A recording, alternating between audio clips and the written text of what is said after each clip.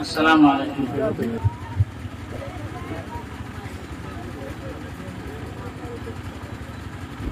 اعوذ باللہ من الشیطان الرجیم. بسم اللہ الرحمن الرحیم.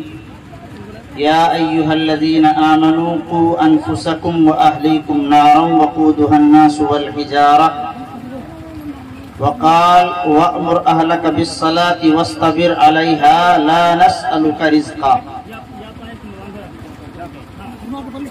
محترم بزرگوں اور دینی بھائیوں، بھائی میری طرف دیکھو، یہ تو کام ہوتا ہی رہے گا. میری طرف دیکھو، تبھی میں آپ سے کچھ کہتا ہوں گا. محترم بزرگوں،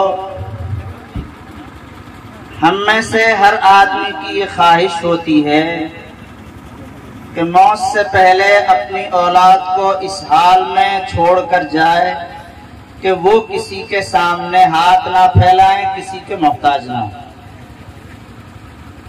ہر آدمی یہ چاہتا ہے کہ میری اولاد کے لیے زیادہ سے زیادہ جائیداد زمین بن جائے، اچھا مکان بن جائے، شہر میں اس کے لیے کوئی پلاٹ بن جائے، دکانیں بن جائیں، آئندہ چل کے بافراغت اور خوشحالی کی زندگی گزار سکے. یہ کوئی بری چیز بھی نہیں ہے. اللہ کے رسول صلی اللہ علیہ وسلم سے ایک صحابی ہیں حضرت سعد ابن ابی وقاص رضی اللہ تعالیٰ عنہ. مکہ میں یہ بیمار ہو گئے، آپ ان کی عیادت کے لیے گئے تو یہ آپ سے کہنے لگے کہ اے اللہ کے رسول، میرے ایک ہی بیٹی ہے، مال بہت زیادہ چھوڑ کے جا رہا ہوں اور ایسا لگ رہا ہے کہ میں مر جاؤں گا، تو میں یہ چاہتا ہوں کہ اپنا سارا مال اللہ کے راستے میں وقف کر دوں، خرچ کر دوں، بیٹی کے لیے کچھ نہ چھوڑوں. آپ نے کہا نہیں، ایسا مت کرو. انہوں نے کہا کہ پھر میں یہ چاہتا ہوں کہ پورا نہیں تو کم سے کم مال کے 2 حصے خرچ کر ڈالوں، 1 حصہ چھوڑ دوں بیٹی کے لیے. آپ نے منع فرمایا کہ نہیں، ایسا بھی مت کرو. اس نے کہا کہ اچھا آدھا اللہ کے راستے میں دے دوں، آدھا چھوڑ دوں. آپ نے کہا ایسا بھی مت کرو. آپ نے کہا کہ اگر تم کو زیادہ ہی خرچ کرنے کا شوق ہے تو 1 حصہ خرچ کر دو، 2 حصے بیٹی کے لیے چھوڑ دو. پھر آپ نے ایک بڑی اچھی بات ارشاد فرمائی. آپ نے کہا کہ تم اپنے بچوں کو ایسی حالت میں چھوڑو کہ وہ کسی کے سامنے ہاتھ نہ پھیلائیں.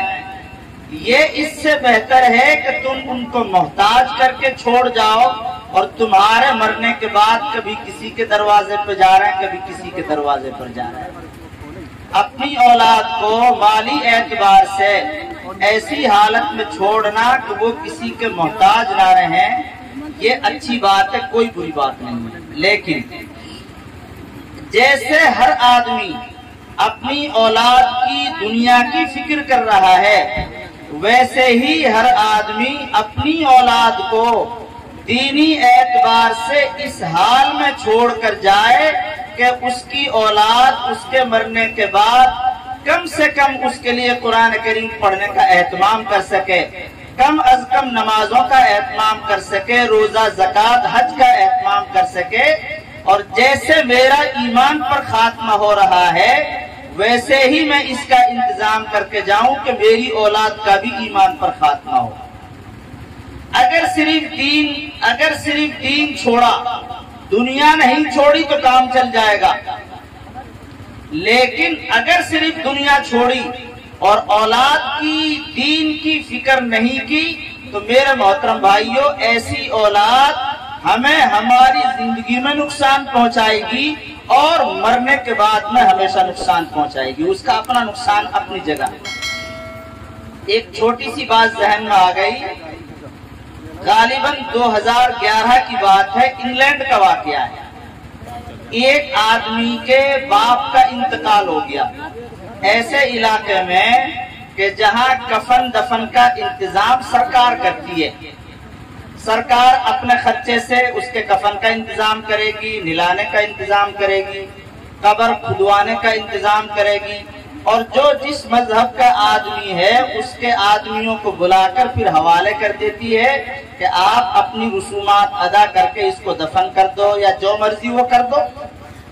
ایک آدمی کا انتقال ہو گیا، مسلمان تھا، بہت بڑا مالدار، اس کے ایک بیٹا تھا۔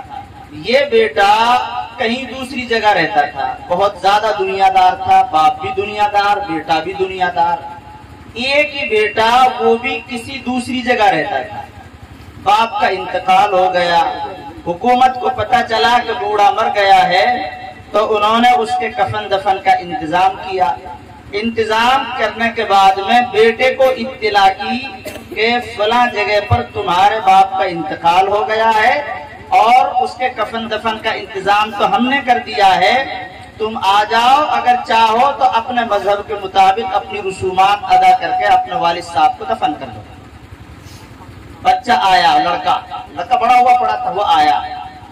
آنے کے بعد میں اس نے سب سے پہلے اپنے باپ کے ہاتھ کو تلاش کیا۔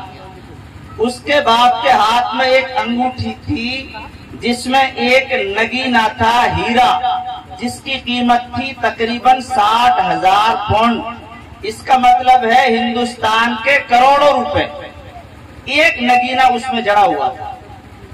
بیٹا آیا، آنے کے بعد میں سب سے پہلے باپ کے ہاتھ میں سے اس انگلی کو نکالنے کی کوشش کری، انگوٹھی کو نکالنے کی۔ بہت زیادہ کوشش کری تو انگوٹھی نہیں نکل پائی۔ تو وہ بیٹا کچن میں گیا، وہاں سے چاقو لے کر آیا اور چاقو سے اپنے باپ کی اس انگلی کو جڑ سے کاٹ دیا جس میں انگوٹھی تھی۔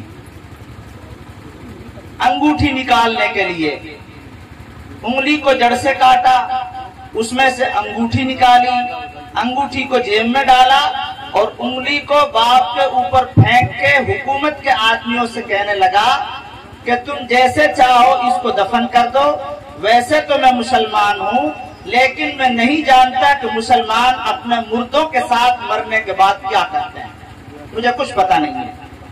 مجھے اس انگوٹھی کی ضرورت تھی اور یہ میں نے لے لی، اب میں واپس جا رہا ہوں، مجھے تقاضا ہے گھر پہ، مجھے اپنے کام پہ جانا ہے، اس لیے تم چاہو تو اس کو دفن کر دو، چاہو تو اس کو جلا دو اور چاہو تو اس کے ساتھ میں جیسا تم کرنا چاہتے ہو ویسا کر لو، اب میں جا رہا ہوں، مجھے کچھ پتا نہیں ہے کہ مسلمان مرنے کے بعد مردوں کے ساتھ کیا کرتے ہیں۔ یہ نتیجہ ہے اس چیز کا کہ اولاد کو دنیا اعلیٰ درجے کی سکھائی اور اعلیٰ درجے کی دنیا چھوڑی، لیکن ان کو کبھی یہ نہیں سکھایا کہ دین کیا چیز ہے، ماں باپ کا احترام کیا چیز ہے، آخرت کیا چیز ہے، قیامت کیا چیز ہے، نماز جنازہ کیا چیز ہے، قبر، عذاب اور جنت اور جہنم، کچھ نہیں بتایا۔ اس کا نتیجہ اس کے باپ نے اپنی زندگی میں بھگتا۔ ایک تو یہ واقعہ ہے۔ دوسری طرف تاریخ کی کتابوں میں بہت اچھا واقعہ ملتا ہے۔ امام شافعی رحمت اللہ علیہ بہت بڑے امام گزرے ہیں، جو 4 امام ہیں ان میں سے ایک امام ہے امام شافعی رحمت اللہ علیہ۔ ایک مرتبہ اپنی ماں کے پیر دبا رہے ہیں، ماں بوڑھی ہے، امام شافعی رحمت اللہ علیہ بھی بوڑھے، اب ماں کے پیر دبا رہے ہیں۔ ماں کے پیر دباتے دباتے اپنی جیب سے اپنی ماں کے تلوے کو چاٹنے لگے، جیب سے تلوا چاٹ رہے نیچے سے، تو ماں نے فوراً پیر کھینچ لیا۔ ماں کہنے لگی کہ بیٹا یہ کیا کر رہے ہو تم اتنے بڑے امام ہو اور تم اس زبان سے قرآن پڑھتے ہو، حدیث پڑھتے ہو اور تم لوگوں کو مسائل بتاتے ہو، لوگوں کے دل میں تمہاری اتنی قیمت ہے اور تم اپنی جیب سے میرا گندا پیر چاٹ رہے ہو۔ تو وہ کہنے لگے کہ ماں میں تمہارا پیر نہیں چاٹ رہا، میں اپنی جنت کو چاٹ رہا۔ کیوں؟ حدیث ہے الجنت تحت اقدام الامہات، جنت ماؤں کے پیروں کے نیچے ہے۔ ایک یہ دینی علم کا نتیجہ ہے کہ امام شافعی رحمت اللہ علیہ اپنی ماں کے پیر چاٹ رہے ہیں، ایک وہ نتیجہ ہے جو انگلی کاٹ کے اور واپس چلا گیا۔ اب آپ یہ بتائیے کہ اپنی اولاد کو اس حال میں چھوڑ کر جانا چاہتے ہیں کہ آپ کی اولاد آپ کی انگلی کاٹے، یا اس حال میں چھوڑ کر جانا چاہتے ہیں کہ آپ کی اولاد پیر دباتے دباتے جیب سے آپ کے تلوے چاٹے؟ بتائیے کیا چاہتے ہیں؟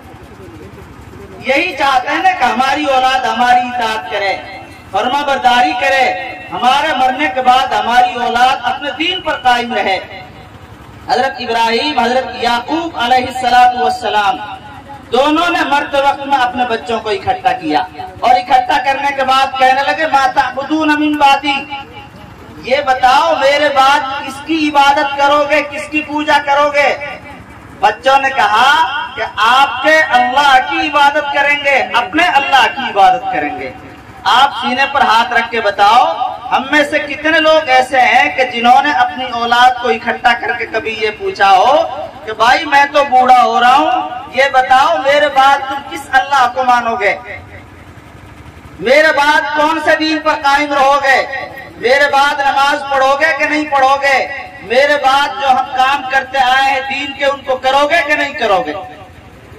میرے محترم بھائیوں، یہ سب باتیں آئیں گی جب اپنے بچوں کو دین اور دینی تعلیم سے جوڑیں گے۔ اللہ کا کتنا بڑا احسان ہے کہ یہ جنگل میں منگل، ایسی جگہ بالکل اجاڑ بستی، ہم جب ابھی آ رہے تھے گاڑی میں، اب کئی جگہ راستہ معلوم کیا کہ بھائی ہمیں جانا ہے نانگل میں جانا ہے، اب ماشاءاللہ لوگوں کو راستہ بتایا۔ ہمارے ایک استاد کہنے لگے کہ مولانا ایوب صاحب نے کہاں مدرسہ کھولا ہے آگے، تو ہمارے محترم صاحب نے بڑا اچھا جواب دیا، مولانا امجد صاحب اللہ ان کو برکت کرے، کہنے لگے کہ بھائی دین کی جہاں ضرورت ہے وہاں مدرسہ سب جگہ ہونا چاہیے، یہ جگہ یہاں کوئی میٹھے پانی کی سہولت نہیں ہے، کوئی دوسری سہولت نہیں ہے، لیکن ابھی بچیوں کے جب نام بولے تو ہم نے سنا سنگار کی بچی یہاں پڑھ رہی ہے، ہریانہ کی بچیاں پڑھ رہی ہیں، اور 50-50 100 کلومیٹر دور کی بچیاں پڑھ رہی ہیں، جبکہ یہاں نہ بس کا انتظام ہے نہ گاڑی کا انتظام ہے۔ یہ کیوں آ رہے ہیں بچے؟ اس وجہ سے آ رہے ہیں کہ یہاں تعلیم کا اچھا بندوبست ہے، یہاں کے پڑھانے والے، یہاں کے اساتذہ، یہاں کے ذمہ داران، یہاں کے معتمم سارے مخلص ہیں، محنت کرنے والے ہیں، اپنے اساتذہ کے ساتھ جڑے ہوئے ہیں۔